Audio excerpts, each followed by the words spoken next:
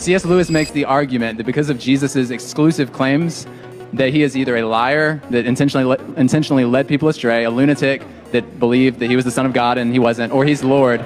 Would you put him in one of those categories, or would you put him in another separate category?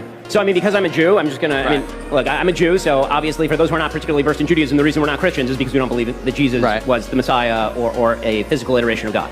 Right? So the answer that is typically given here is there's a fourth option, which is the belief in Judaism that the Gospels are unverifiable and that they don't relate Jesus' own self-perception. So I've said this before, that it's not that Jesus was a liar or that he was a lunatic. It's that, in Judaism, we don't actually believe that a lot of the claims that Jesus makes in the Gospels jive well with what Jews even at the time would have claimed, right? Which is actually the claim that Christianity makes. Christianity also makes the claim that Jesus is making transformative claims that would have existed outside of Judaism. So obviously, if you're a Jew and you see those claims made, you're like, well, no Jew would make that sort of claim. That's a weird claim to make. Christians are like, right, no Jew would have made that sort of claim because he's God, right? So the option from within Judaism is to suggest that Jesus was actually a historical figure who was saying a lot of things that Jews would agree with, because if you read a lot of the New Testament, it, as you would expect, mimics a lot of the things in the Old Testament, and that he was actually a political figure, and that the Romans crucified him because he was a political figure who was attempting to lead a rebellion against their tyranny. That's the Jewish historical claim about Jesus. Now, again, I'm not saying that Christians agree with that claim. They don't. This is why I'm Jewish. This is why you're Christian. Nor am I saying that if you're a Christian, you shouldn't go to church. You absolutely 100% should. I'm trying to encourage more Christians to go back to church. I think that the